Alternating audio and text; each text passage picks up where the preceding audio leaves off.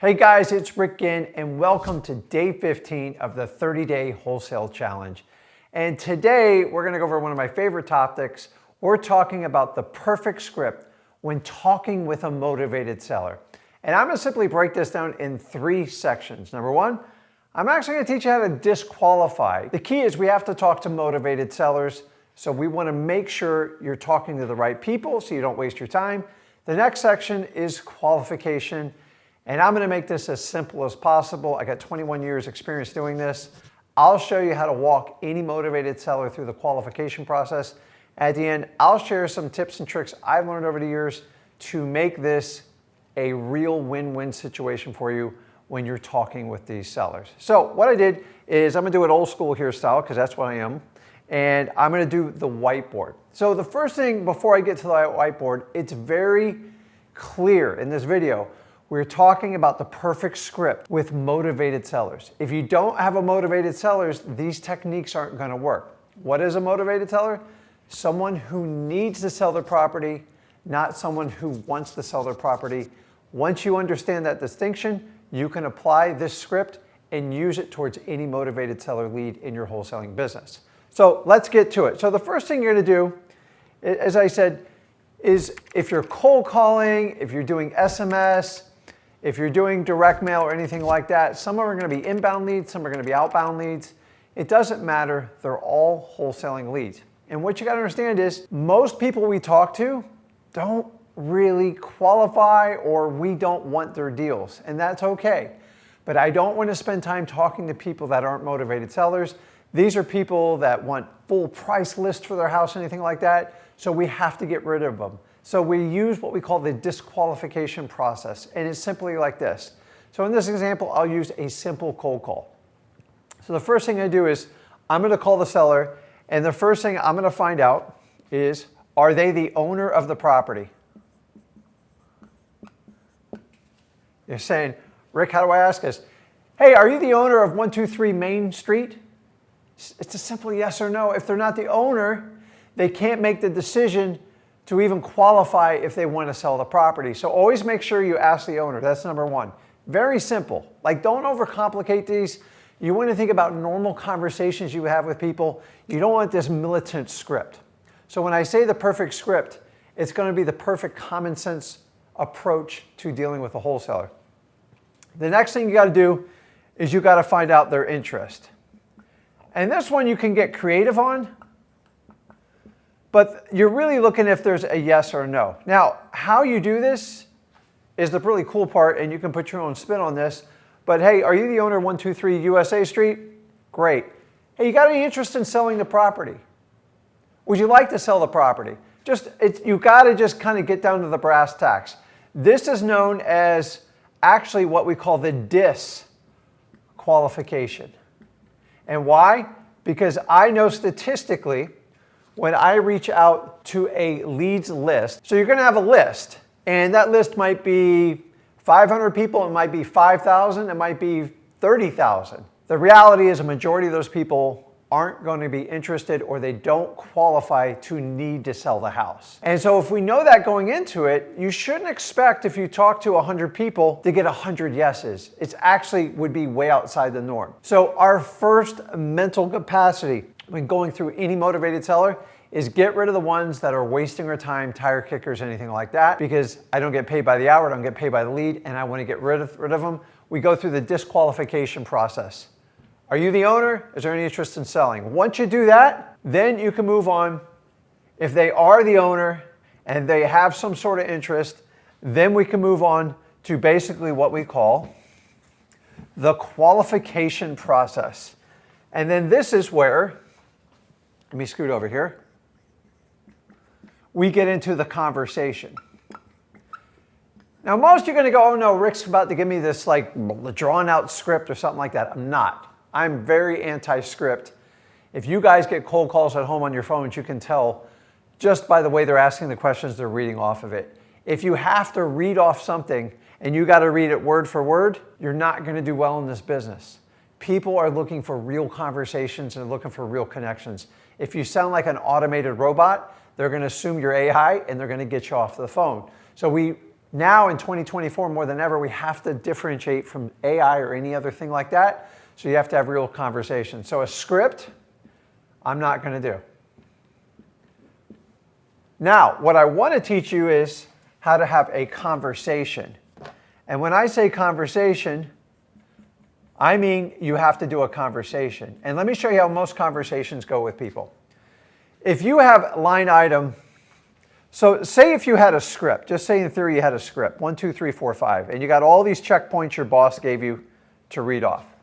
So I used to do sales for corporate America. And you start to ask this question, you get an answer. And then you ask this question.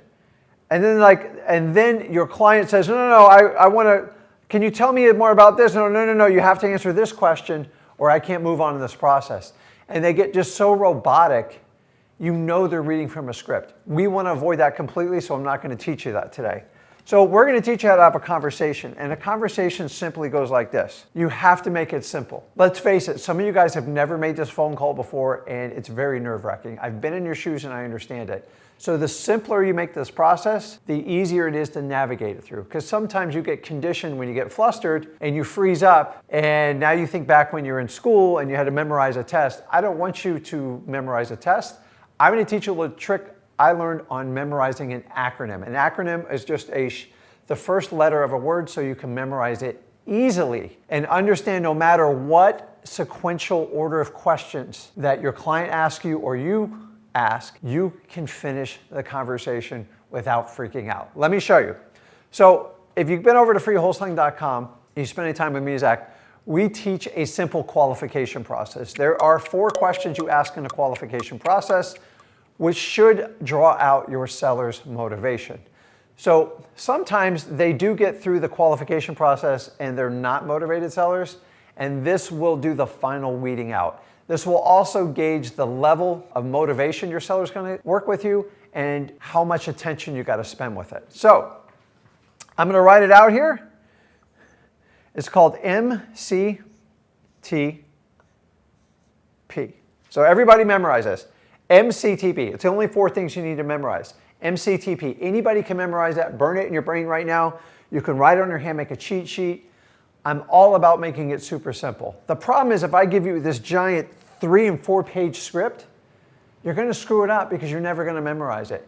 Or worse, you're going to leave it on your desk and you're going to read it word for word, and people are going to ask you, are you AI or are you a script? No, you need to be a human. So let me show you how this works. So the first one, the M stands for, let me get over here, motivation. Now, you go, Rick, how are they going to give us our motivation? This is the part where we're asking the seller why. And it's simply, I'm going to put it on there, this is their why. Not your why, the seller's why.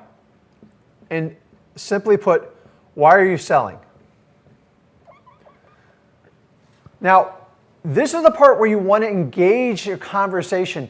Conversations flow. Think about when you talk to your friends and family. It's not like, how are you doing today? What was the weather today? No, hey Mr. Seller, hey John, great to meet you. Love talking to you. Hey, tell me a little bit about yourself. Why are you looking to sell the house? Shut your mouth, write down the answer. Simply write it down. Or I learned actually from my son, you have the ability to record the conversations. You got to keep it private, and you have services that will actually transcript your phone calls, and that will help you analyze it, especially if you guys are using employees or VAs, anything like that. But the first one is motivation. Why are you selling? And I'm looking for the motivated seller's response so I can figure out and gauge what their motivation for selling the house is. Remember, I need their response. How do you do it? You can't ask a yes or no question. Are you selling the house? Yes. Why are you selling the house? Now, I'm going to forewarn you, they're not all going to answer you correctly. Well, we're just looking to sell it to get rid of it. You need to go into it and have a conversation. So once they start talking to you, just start engaging the conversation. This should come naturally. Now, the next one on here is going to be condition. And this is the easiest one to ask of them all. And this gets them singing like a canary. Now, so the next one on here is going to be, hey, Mr. Seller, tell me a little bit about the condition of the property. Or I'm going to use home. Now, If I'm dealing with someone who owns an investment property, I'm going to use property. If I'm dealing with a personal homeowner, I'm going to try to use home. But don't complicate it. Tell me a little bit about the house would be the neutral in between it. But the idea is getting them talking. And I'm going to share a little tip with you. We're looking for the seller to engage their pain at this point. They don't always do it. Sometimes they'll tell you the house is absolutely perfect, white picket fence, I'll go in 10, 15 minutes. If it's going on and it's perfect, simply disrupt your seller and say, listen, sounds like a perfect house. Why are you even considering selling it? I would bring them right back up to here if it goes positive. But most of them are going to tell you all the problems with the house. And once you find that out, once again, you are now qualifying. So now I got their motivation, their condition. Now the next one's one of my absolute favorites because it's the telltale sign, and it's going to be the time frame. Now I know a lot of you thinking, why would this be a qualifying question? It's real simple. When are you looking to move and where? I got rough handwriting, but so the time frame, what I like about it is it's a subconscious answer. It's an automatic response. You're actually setting them up by asking this question. So first I ask about why they're selling the house. I ask about the condition. If it's positive, I'm going to go right back up to here and go, why would you even consider selling it? Then I'm going to go down, Miss Seller, I go, listen, where are you moving to? This response honestly tells me the urgency right away. If they go like this, listen, I'm moving in with my sister Sally to North Carolina. I'm moving to Fayetteville and I need to be there by the end of the month. Can you help me out? Bingo. That's the motivation I need. And that's a perfect qualifying. Why? Because this one draws out their natural response because it's a question, but they automatically build in. Now, some of them will go, I don't know. I haven't considered where I'm going to move and I don't even know where I'm going to go. If they tell me that, I know we are a long way away from doing a deal with them. Why? Because the average person takes 60 to 90 days just to move. And if they've never thought about moving, they're probably 6 months away from doing it. Time frame is one of the best factors in motivating people's motivation to move. Don't forget it. Now, the last one, which is a little bit tricky, and some people mess this up, is going to be the price. You're like, Rick, wait. I thought we're not supposed to, they're supposed to give us the price first. Listen, that's old school thinking, and if you think like that, you've probably got an old coach for you. I don't care who shares price or how you get to it if you can put a deal together. But what I want to do is find out, I want to get a ballpark of what number's inside that head without sounding super cheesy about it. And this is a little bit tricky, but watch how we do it. So basically, we're going to ask. Now, what we're not going to do is, hey, Mr. Seller, how much are you asking for the house? How much can I offer for the house? What price do you want? We're going to use simple, motivating words, and they're going to look just like this. You ready? We are going to put on here, what do you need? Get rid of. And I'll show you two examples. So how this works is, hey, Mr. Seller, what do you need to get rid of that house? Mr. Seller, what do you need to get out of there? Really simple. Why? I'm trying to get subconscious answers. Now remember, this is just a gauge. I don't put a ton of stock in this, and sometimes they don't give me the price at all. But once I ask these 4 questions, I have most of the pieces to the puzzle to have any conversation to qualify any seller that I deal with in wholesaling. So once again, motivation, why are you selling? 2, condition. What's the condition of the property? If it's super positive, revert back to number 1. Next one's going to be time frame. This is a very subconscious answer. Where are you moving? When? And the last one is, what do you need to get for this property? I don't ever ask someone what's their asking price. It's like a wish list. Now, I want you to understand this is when we do all this, I'm going to remove some of this and show you why scripts never work, especially for people that are new to the business. So a lot of you watching this, you're doing the 30-day challenge and you're trying to figure out how to get started. Number 1, you just got to do it. You'll never be fully prepared. Just start. You get better each day. Now, when I ask someone the motivation and they start giving me their answer, And they go, listen, I'm looking to sell it in like the next 30 days. If you have a script, you're gonna go, whoa, whoa, whoa, wait a minute. I didn't ask you the condition yet. You have to wait till I ask you that question. Don't do that. So once he asks me that motivation, boom, I take that off the list. He wants to talk about time frame, great. He said 30 days, awesome, check that off the list. Okay, MCTP, I did the M, he did the T, now you have condition and price. So I'd rather do condition before price, so it's the C. Mr. Seller, can you tell me about the property? Fence is bad. Tenant, bad, etc. What do you think you need to get rid of this property? That's it. I'm just gathering this information. How long does this take? I don't care. But to see how I did this, I did that condition and price.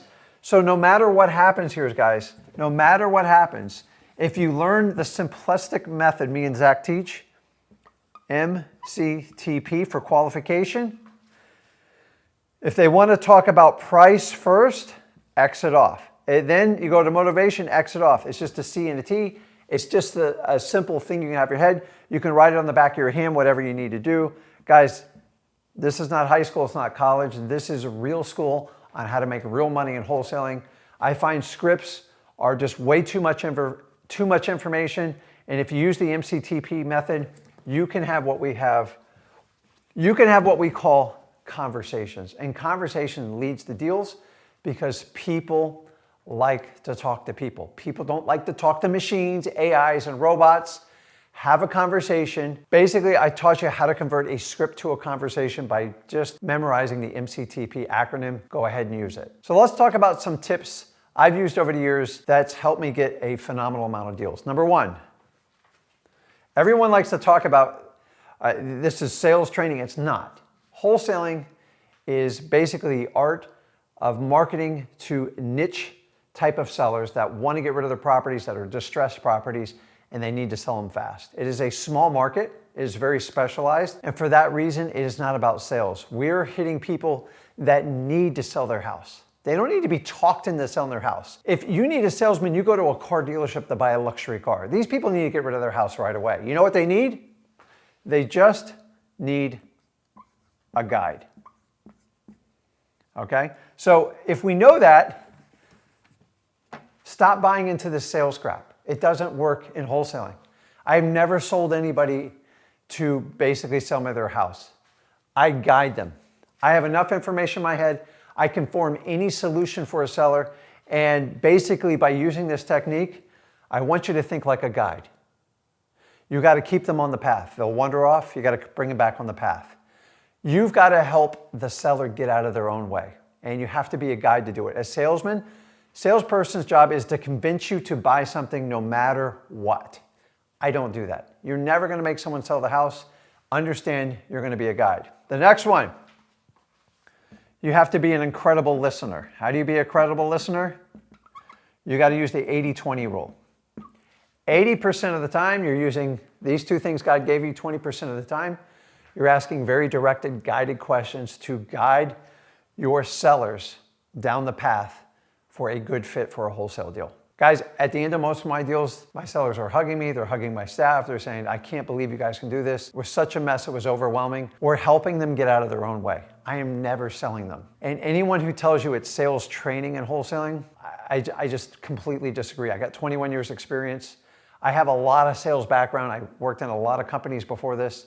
What I do here is I specialize in finding these people and I just guide them. How do I do it? I use my listening skills. I am always listening. Now, you've got to understand, your job is not to close 100%. The idea is I'm going to get 4 or 5 good leads, and then the idea is to convert between 1 and 2 of them on average. Now, there's usually fallout and you usually get 1+ afterwards in your follow-up because not everyone's ready to do it. And if you know that, you understand how the process of guiding someone works. Selling means you're constantly pounding them to have a sign a contract. That is the best way to have one of the highest fallout ratios in the wholesaling business. I've tried it that way, it doesn't work. You've got to be you. and you've got to help people. So remember, you're not going to close 100%. I know you all think you can close 100%. You're not going to close 100%. You have to understand that. The next one, you got to mirror. This is probably one of the most important. This is old school. I didn't invent this. I know people call this a sales tactic, but mirroring works, and whether you're dating somebody, whether you're selling them something, or you're trying to help them out. How does mirroring work? If I'm standing up, you should be standing up. If I'm sitting down, you should be sitting down. If I talk fast and loud, you got to talk fast and loud. If I talk quiet and soft, you need to mirror it. Why? Studies show when you mirror someone, it just creates a likeness and they will actually follow your flow. And if you understand that, I used to thought it was ridiculous when I first did it, but it works really well. If you don't believe me, try it on your girlfriend, your boyfriend, your husband, your wife, your kids. It works. Why? Because when you mirror someone, it's almost a sign of respect that you're like them. And people like people that are like them. And for that reason, it works really well. And last but not least, guys, listen, just smile. It goes a long way in this business. People like to be around happy people. Life's tough enough as it is. Have a smile, be the light in their day, and give them positivity. No matter if you buy their house or not, you should go and meet with every client and let them know they're going to be better for meeting with you. How do you do it? You just start with a smile. You engage all these tips and tricks I showed you. And guys, keep your qualification process simple. MCTP, and if it doesn't go in that exact order, don't panic, just eliminate. You have 4 letters. When they take down one, just cross it off, go to the next one until you got through them all, and then thank them for their time. Set up an appointment, set up a meeting time, send them a contract, whatever you have to do. But remember, we first disqualify, then we go through the qualification process, and then I want you to use the tips and tricks I've already shared with you on this video. The simpler you keep this process on talking to your sellers through a simplified script, which I call a conversation, the better off you're going to do. Because if you're not going to be authentic and real in your own skin, especially when you're talking to them on the phone the first time, you're not going to get the deal. So use the conversation technique me and Zach teach you through the MCTP. If you want more information, go over to freewholesaling.com. But guys, this is everything you know for the perfect script that turns into a conversation for a seller. So guys, do me a favor, go over to freewholesaling.com and get more details on this. Make sure you like this video. Make sure you subscribe to this channel. And guys, this is day 15 of the 30-day wholesale challenge. I'll see you in the next video.